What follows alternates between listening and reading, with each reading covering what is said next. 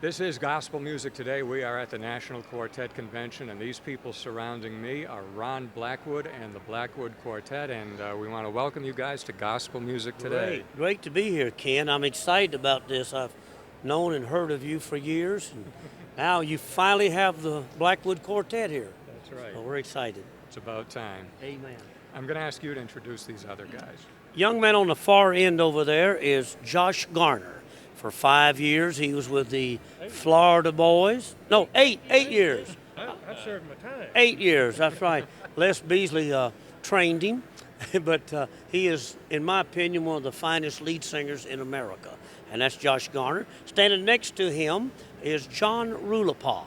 I call him the tenor of the tenors. He was with the Dove Brothers for 5 years in Palmetto State, and I think recently we got a pretty good credit reference, and Bill Gaither said he was one of the best, and we're blessed to have him.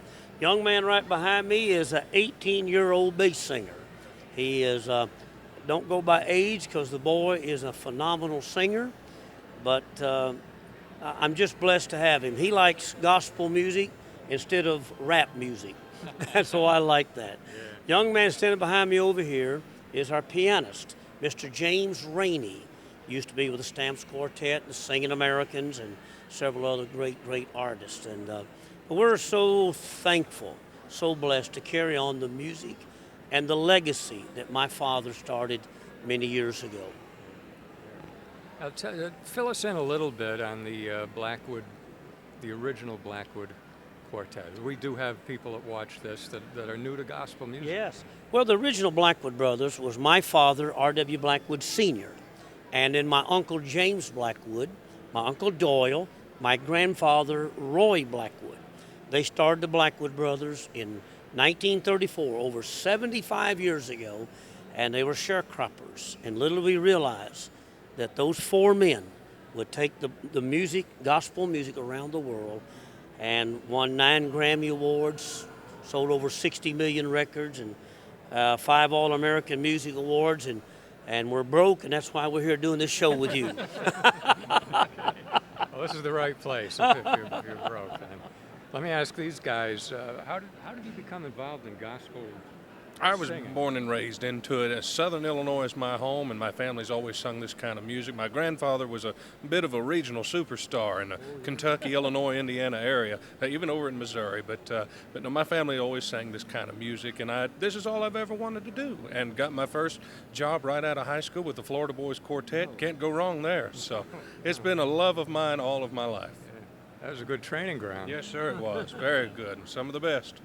Let me ask John the same thing. What led you into Southern gospel singing? Well, I sort of have a similar story with Josh. My family always sang when I was a kid, in church.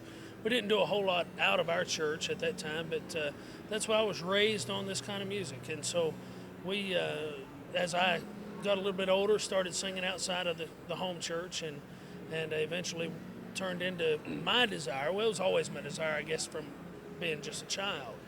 But turned into my career, I guess you'd say. Spent about 5 years, like Ron said, with the Dove Brothers Quartet, and I have to give them a lot of credit. McCrae Dove taught me a lot while I was with the quartet, and I enjoyed that time. And then with the Palmetto State Quartet, and now I've had the opportunity to be with Ron for the past 3 years, and just learn a lot from old folks, No. That's good to respect the old people.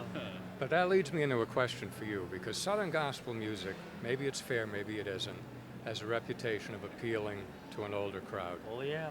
Now, how did you get here?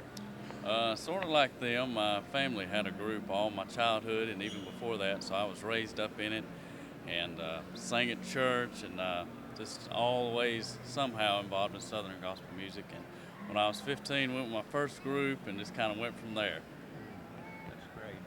Now, you're the newest guy, right? Yes, sir. All right. Yes, sir. Now, how did you become involved in gospel piano playing? Well, sir, I started learning to play when I was 5 years old. I always watched the church piano player play and was fascinated by what she did and everything. And actually, the lady that taught me to play is here at this convention this year.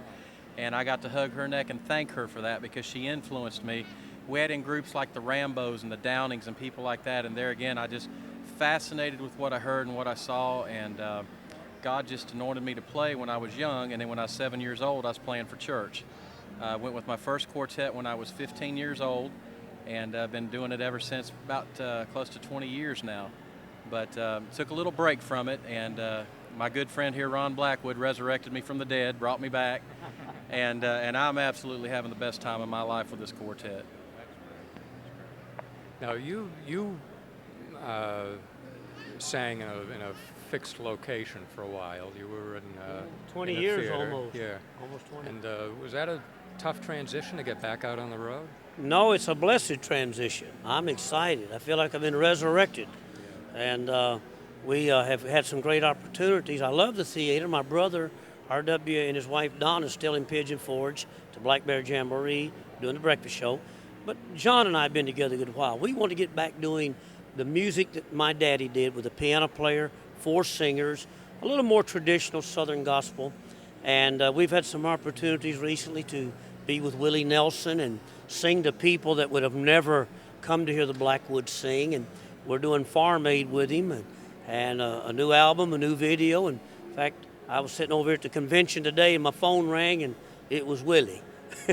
So we're blessed. He loves our music, and we just got we had a new album. We just signed with Homeland Records, and we're looking forward to our new album coming out, Ken.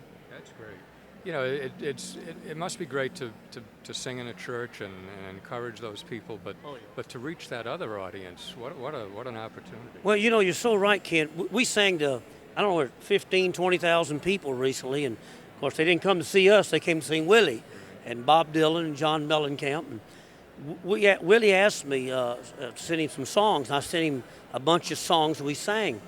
And he called me and says, I want you to sing this song. That's my favorite song. Well, I thought he picked I Saw the Light or I'll Fly Away. He picked Hide Thou Me, that features John Rulapa, and a very deep, moving song. And we sang that before all these 20,000 people. And am I right, guys? Did they not stand up and wave their hands? It was incredible. And Willie was singing right along with us. Oh, that's great. That's great. Now you're involved with the Chuck Wagon Gang now too, in a big way. We're doing touring with Chuck Wagon Gang in 2010. It's called the Jubilee Tour. I want everybody to come, book it. You need to book it, because it's a great team, a great combination. But I also booked the Florida Boys and the Stamps Quartet, the Imperials, and I can book the Ken Grady Quartet if you want me to. Oh, that might be a big mistake. Yeah. Jean back there shaking her head no. No, she knows better. We saw you guys sing just a couple months ago at the Branson Gospel Music Convention, which was a great event. Are you going to be back there? Are you kidding? I'm excited about it. I think it's going to grow into be one of the biggest in the country. And I know you're a great part of that, and we appreciate it. And you know, it's the end of next June, the 1st of July.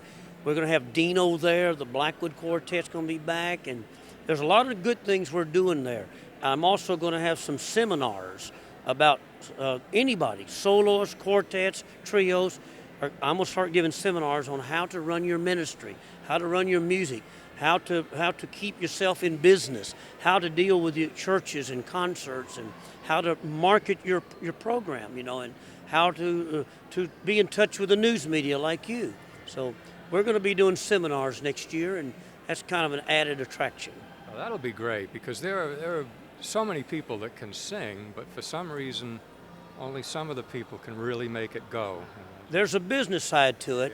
And gospel music is so unique. We don't have the luxury as pop and country where, they get a little more press and news media and airplay, because our problem is it's not a problem, it's a blessing. But when you put gospel on there, you know, the world looks at you a little different. But there's a way to get around that. And you got to know how to approach it to get the gospel out. And I can tell them how to help get their ministry more to the world. Well, Ron, thank you very much, and all the members of the Blackwood Quartet, thank you very much for being with us on Gospel Music Today. God bless you, Ken.